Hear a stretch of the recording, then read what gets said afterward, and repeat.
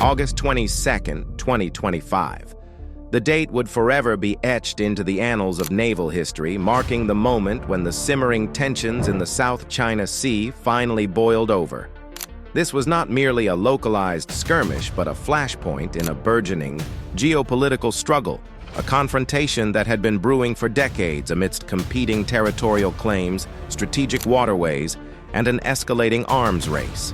The South China Sea, a vast expanse of water dotted with hundreds of small islands, reefs, and atolls, is a critical artery for global trade, with an estimated one-third of the world's maritime shipping passing through its lanes. Beneath its surface lie vast reserves of oil and natural gas, making control of the region a prize of immense economic and strategic value. Nations bordering the sea, China, Vietnam, the Philippines, Malaysia, Brunei, and Taiwan, all lay claim to various parts, creating a complex web of overlapping and often conflicting assertions. China, in particular, asserts sovereignty over nearly the entire sea, encapsulated by its controversial 9-dash line, a claim largely rejected by international law. This assertive stance has led to the construction of artificial islands, militarization of features, and frequent confrontations with other claimants and international naval forces conducting freedom of navigation operations.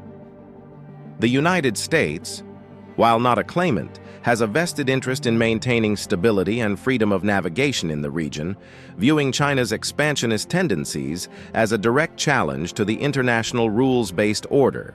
Its naval presence, including carrier strike groups and advanced destroyers, serves as a counterbalance to China's growing military might. The incident on August 22, 2025, was a direct consequence of these deep-seated tensions, a collision, course set by decades of diplomatic maneuvering, military posturing, and a fundamental clash of ideologies. It was a day when the theoretical became terrifyingly real, transforming the South China Sea from a geopolitical chessboard into a battlefield. The stage for this unprecedented confrontation was set by two of the most advanced warships ever. Conceived, each a marvel of engineering and a symbol of its nation's technological prowess, the USS Zumwalt, a stealth destroyer valued at an astounding $4.5 billion, represented the pinnacle of Western naval innovation. Over 600 feet long and displacing more than 15,000 tons, her distinctive angular profile was designed to render her virtually invisible to enemy radar, appearing as nothing more than a small fishing boat on sensors. This radical design, a departure from traditional warship aesthetics, was driven by the imperative of stealth, allowing her to operate deep within contested waters with minimal detection risk. Internally, the Zumwalt was a fortress of advanced weaponry and systems. Her advanced gun systems, AGS, were capable of striking targets precisely over 80 nautical miles away, delivering devastating firepower with pinpoint accuracy. The ship boasted 80 vertical launch cells, housing a formidable mix of Tomahawk crews, missiles for long-range land attack, SM-2 surface-to-air missiles for air defense, and the cutting-edge SM-6 missiles, capable of both air and ballistic missile defense. The entire system was operated by a lean crew of 147 elite sailors, a testament to the ship's high level of automation and sophisticated combat management system. At the helm was Captain Sarah Mitchell, a seasoned officer with a reputation for calm under pressure and strategic brilliance, her career a testament to dedication and relentless pursuit of excellence. She embodied the spirit of the modern U.S. Navy, technologically adept, highly trained, and prepared for any contingency.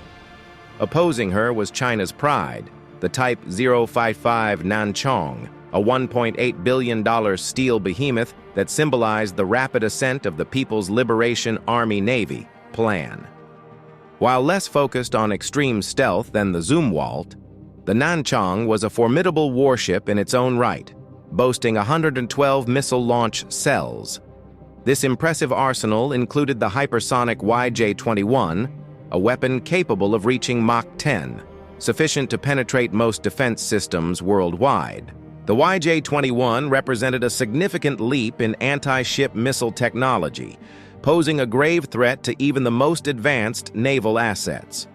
What made the Nanchang a particularly terrifying threat was its quantum radar, a technology advertised to detect stealth targets, a capability that Western nations had only explored in laboratories. This theoretical breakthrough, if fully operational, would negate the Zumwalt's primary advantage, turning the cat-and-mouse game into a direct confrontation. Captain Li Wei, a veteran of numerous plan exercises and a staunch proponent of China's naval expansion, commanded the Nanchang. His orders from the Eastern Theater Command were clear: assert presence, gather intelligence, and be ready to defend China's interests with overwhelming force. Li Wei was a man of unwavering resolve, deeply committed to his nation's strategic objectives and acutely aware of the historical significance of his position. The stage was set for a clash not just of ships, but of doctrines, technologies, and national wills.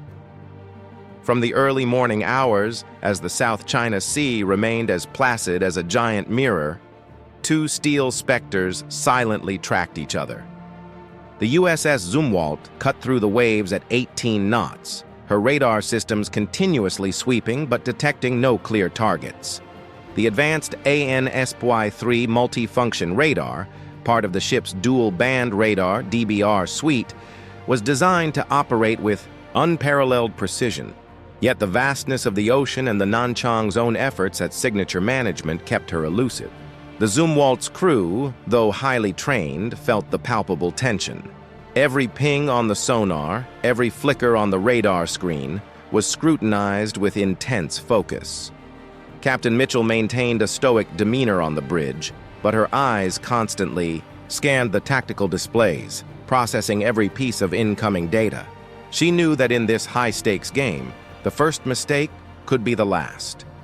Meanwhile, nearly 50 nautical miles away, the Type 0555 Nanchang maintained radio silence, leaving only faint blips on its own quantum radar display. Captain Li Wei, observing the subtle movements of the American destroyer through his advanced systems, felt a surge of national pride mixed with a cold professional resolve. His quantum radar, a closely guarded secret, was proving its worth, offering glimpses of the Zumwalt's elusive signature that conventional radar would miss. He understood the strategic implications. If China could reliably detect stealth, it would fundamentally alter naval warfare. For 6 hours, both sides played a tense game of chess. The Zumwalt strove to maintain its stealth advantage, executing subtle course changes and employing electronic countermeasures to mask its presence. The Nanchang, in turn, meticulously gathered data on its adversary, analyzing its movement patterns, electronic emissions, and attempting to predict its next move. The silence was deafening, broken only by the hum of machinery and the hushed commands exchanged between officers. The air was thick with anticipation, a suffocating tension building before the first shot was fired.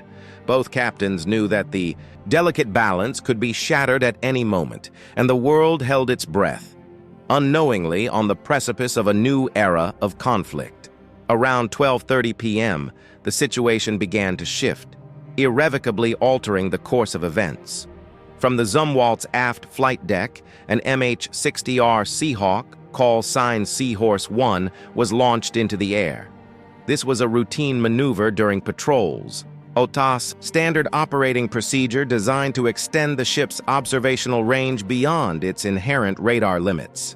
The helicopter, a versatile multi-mission platform, would conduct sonar sweeps to detect submarines, collect electronic intelligence, ELINT, to identify potential threats, and provide an aerial reconnaissance platform.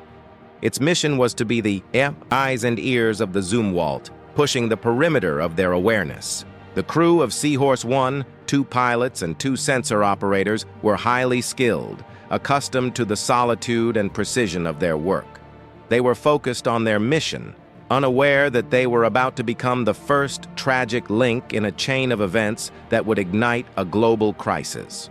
Flying at a low altitude, just above the shimmering surface of the South China Sea, Seahorse 1 began sweeping the northwestern waters. The rhythmic thrum of its rotors was the only sound in the vast expanse. Within minutes, the helicopter's advanced radar, specifically designed for maritime surveillance, picked up a faint, almost imperceptible signature 28 nautical miles away.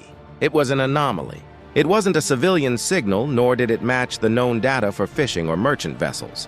The signature appeared intentionally suppressed, a ghost in the electronic spectrum, characteristic of a warship attempting to ghost from electronic eyes. The sensor operator, a young but experienced petty officer, immediately recognized the significance. "Captain Mitchell, this is Seahorse 1. We have a possible large surface contact bearing 3M15, range 28 nautical miles. Signature is highly suppressed, consistent with a stealth profile. Proceeding to investigate." His voice, though calm, carried an undertone of urgency that resonated through the Zumwalt's Combat Information Center, CIC. On the Nanchang's bridge, the atmosphere was electric. Captain Li Wei watched the radar signals with a grim satisfaction as the American helicopter approached. His quantum radar, a technological marvel, had tracked the Seahawk from the moment it lifted off the Zumwalt's deck. He understood the implications with chilling clarity. If the Seahawk closed in, they could be detected visually or by conventional sonar. At that point, their carefully maintained secrecy, their strategic advantage, would vanish. The element of surprise, painstakingly preserved for hours, would be lost. Only two choices remained, stark and brutal. Continue silent and hope not to be recognized, risking exposure and a reactive engagement, or act first, decisively and preemptively. The weight of command pressed heavily on Li Wei. He knew the international ramifications of his decision, the potential for an irreversible escalation. But his orders were paramount. Protect the Nanchang, protect China's interests. After a few tense seconds of deliberation, his jaw set, he gave the order, his voice cutting through the silence of the CIC. "Prepare to launch HHQ-9B, one missile, proximity fuse. Target, Seahawk 1. A somber hush fell over the Nanchang. Every sailor knew the gravity of that command. Firing on an American aircraft meant war, an immediate and catastrophic escalation. But the order had been given, and in the rigid hierarchy of naval command, it was absolute. At 12:52 p.m., the HHQ-9B anti-air missile roared from its launch cell, a pillar of fire and smoke erupting from the Nanchang's deck. It streaked skyward at Mach 4, a silent, deadly arrow aimed at its unsuspecting prey. The Seahorse 1 crew, engrossed in their sensor readings, barely registered a strange streak of light on the horizon. Then the missile warning blared, a piercing shriek that filled their helmets, but it was too late. There was no time for evasive maneuvers, no time for a final message. A violent explosion tore through the air as the missile detonated just tens of meters from the helicopter, its proximity fuse ensuring maximum destructive effect. The force of the blast obliterated the airframe, tearing it apart in a millisecond. In an instant, Seahorse 1 became a fireball, a searing inferno against the azure sky, debris raining into the sea like metallic confetti. All 4 crew members perished instantly, their lives extinguished in the blink of an eye, becoming the first casualties of a conflict that would soon engulf the world. On the USS Zumwalt, the radar screen immediately registered the explosion, a sudden, violent bloom of energy where Seahorse 1 had been. There was no longer any doubt. An American aircraft had been attacked. The implications were staggering, the breach of peace undeniable. Red alert sirens blared throughout the ship, their mournful wail echoing through every compartment. Captain Sarah Mitchell, her face a mask of grim determination, gripped the console. Her voice, though firm, carried the weight of the moment as she announced over the ship's intercom, "All hands, attention! Seahorse 1 has been shot down. This is an act of hostility. All crew to battle stations. This is not a drill." In less than 2 minutes, the Zumwalt transformed from a patrol vessel into a combat machine, every system snapping to readiness. Vertical launch cells popped open, revealing the deadly payloads within.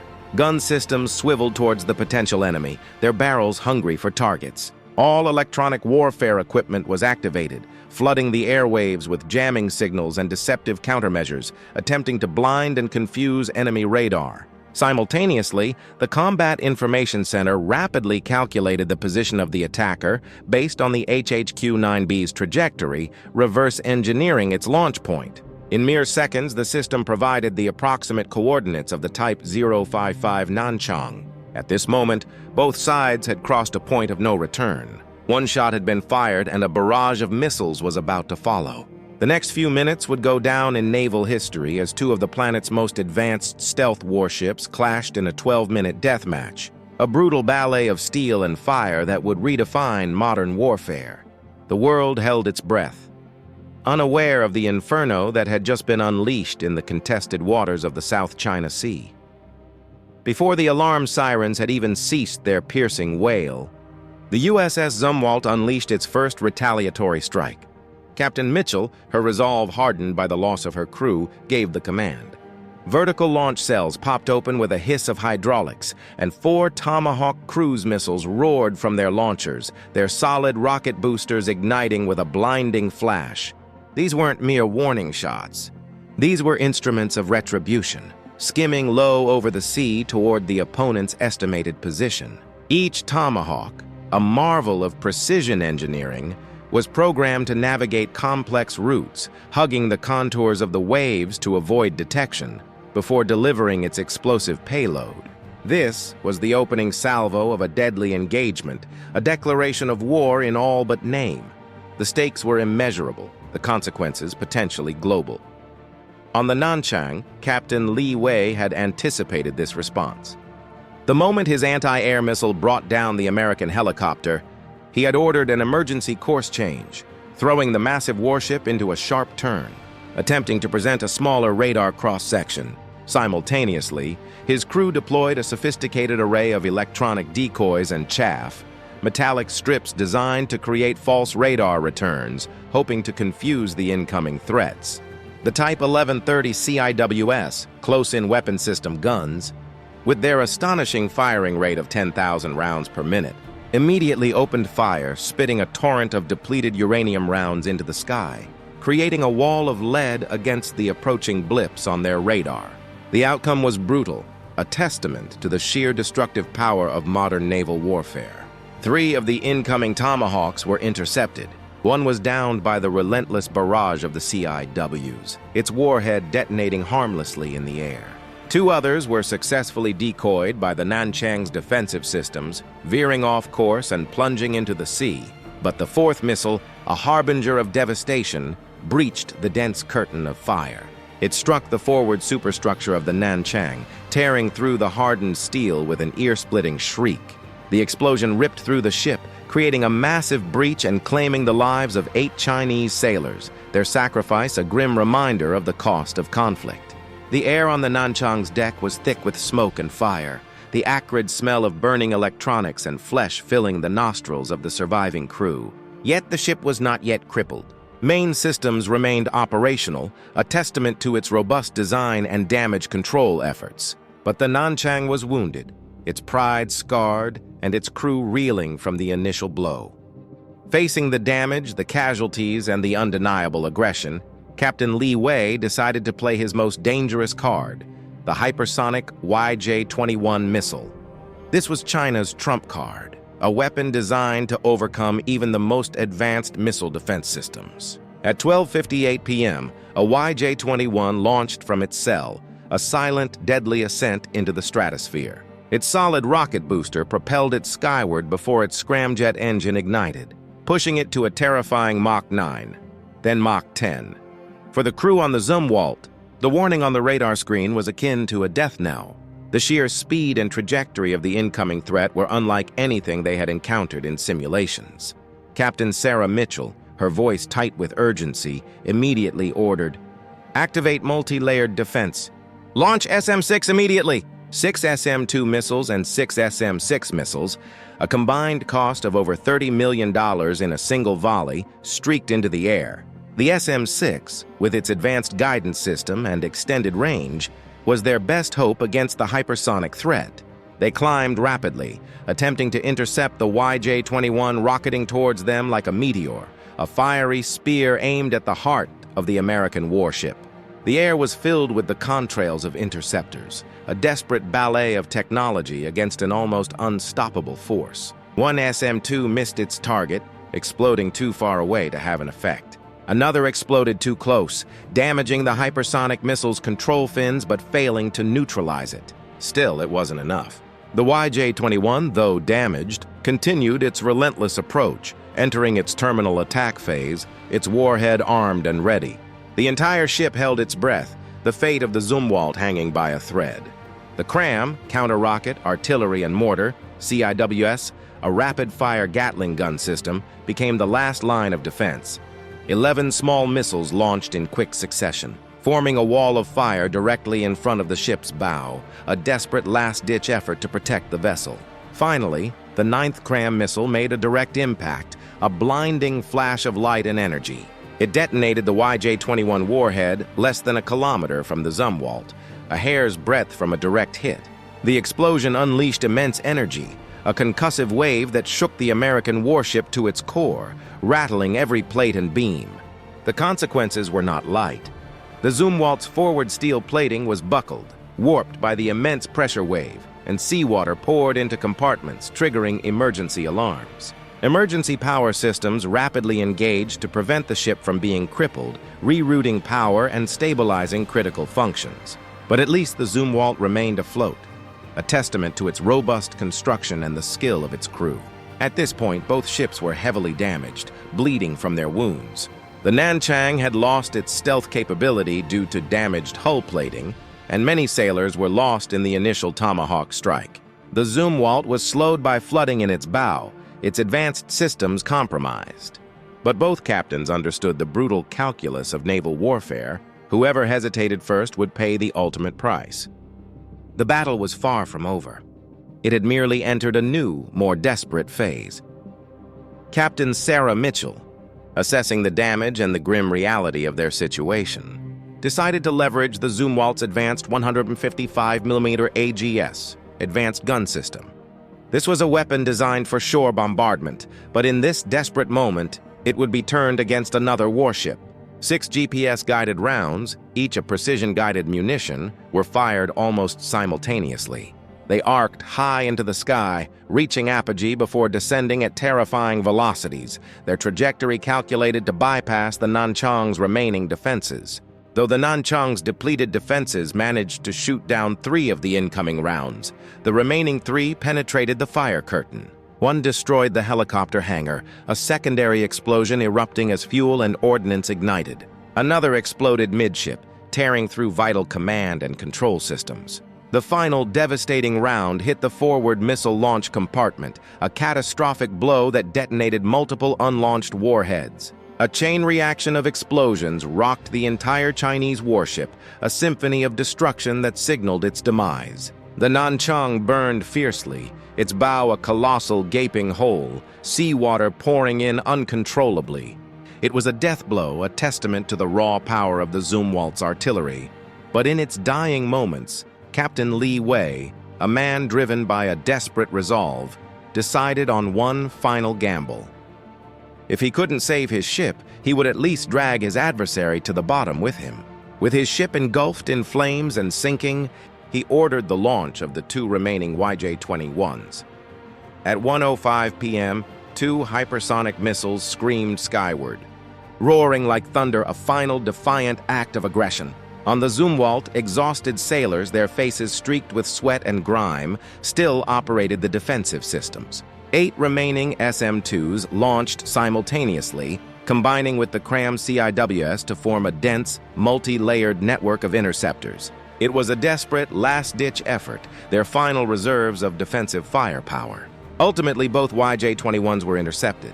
One exploded high above, a brilliant flash against the darkening sky. The other broke apart and plunged into the sea, its threat neutralized. The Nanchang, a symbol of China's naval ambition, sank amidst fire and smoke, its once proud hull disappearing beneath the waves. The Zumwalt stood, though mangled, flooded, and riddled with wounds, a testament to its resilience and the unwavering courage of its crew. The 12-minute engagement was over, but its repercussions would forever alter the balance of power on the oceans, sending shockwaves across the globe. The aftermath. A world transformed as the last explosion faded and the sea gradually returned to its calm. The scene before them was truly haunting. The Nanchang, the $1.8 billion pride of the Chinese Navy, no longer held its majestic form. Its bow was torn open, a gaping maw, the missile compartment burning like a colossal torch. Seawater poured in uncontrollably, causing the massive tens of thousands of ton vessel to list heavily to one side, its final death throes. The groaning of tortured metal mixed with the shouts of sailors, a mournful symphony of war and despair. In the Combat Information Center, Captain Li Wei still stood firm, his eyes bloodshot from smoke and exhaustion, his uniform singed. He understood the Nanchang was beyond saving. All main systems were down, radar dark, guns silent, the ship was a tomb. On deck, firefighters desperately sprayed water onto the blazes erupting from the ammunition lockers, a futile effort against the inferno. The ship's fate was sealed.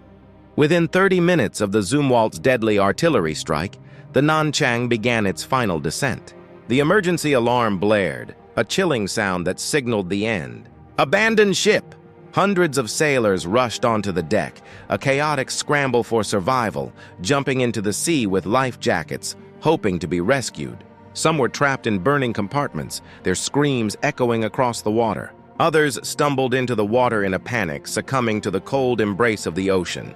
It was a tragic spectacle, one the Chinese Navy had not experienced in decades, a stark reminder of the brutal realities of naval warfare. As the sun dipped toward the west, casting long shadows across the water, the Nanchang's enormous hull vanished beneath the waves, leaving behind a massive whirlpool and vast oil slicks, a scar on the ocean's surface. 23 sailors perished, their lives lost in the crucible of conflict. The remaining 317 were rescued by helicopters and rescue boats from the American side, a gesture of humanity amidst the devastation. The survivors became the first prisoners of war in a direct confrontation between two superpowers since World War II, a chilling precedent that would reshape international relations. Meanwhile, the USS Zumwalt, the survivor, was also far from intact. The shockwave from the YJ-21's near miss at the bow had warped the hull, creating structural damage that would require extensive repairs. Several forward compartments were flooded, and sailors struggled for hours to pump out water and temporarily patch holes, preventing the sea from swallowing the entire ship. The specialized stealth coating, a source of American technological pride, was scorched and peeling in large sections, its advanced capabilities severely compromised. The Zumwalt may have won the engagement, but now she was nothing more than an exhausted, bloodied warrior, needing extensive repairs and a long journey home. The victory was Pyrrhic, achieved at immense cost, both in lives and in the fragile balance of global power. The world watched, stunned, as the implications of this single brutal engagement began to unfold. The era of conventional naval deterrence had ended, replaced by a new, terrifying reality where hypersonic missiles and quantum radar had irrevocably altered the landscape of warfare. The South China Sea, once a flashpoint, had become a graveyard, and the echoes of its conflict would reverberate across the globe for generations to come. This dramatic confrontation between the USS Zumwalt and the Type, E-055, Nanchang serves as a stark reminder of the escalating tensions in the South China Sea and the potential for advanced military technology to reshape global conflicts. The detailed account of this fictional battle highlights the devastating consequences of unchecked geopolitical rivalries and the critical importance of understanding the complex dynamics at play. What do you think are the most critical factors that led to this conflict? Share your insights in the comments below. If you found this analysis compelling and wish to delve deeper into the intricacies of modern naval warfare, geopolitical strategies, and the future of military technology, consider subscribing to our channel for more in-depth content. We regularly explore scenarios like this, providing expert analysis and thought-provoking discussions. Don't miss out on future updates. Subscribe now and join our community of strategic thinkers. For those interested in the specific technologies discussed, such as hypersonic missiles, stealth destroyers, and quantum radar, we have a series of detailed reports available. These reports offer comprehensive technical specifications, strategic implications, and historical context. Finally, the events of August 22, 2025, raise profound questions about the future of international relations and the role of military power. How do you believe this incident would alter the global balance of power? Your engagement helps us continue to produce high-quality, insightful content that sheds light on the most pressing issues of our time. Thank you for reading.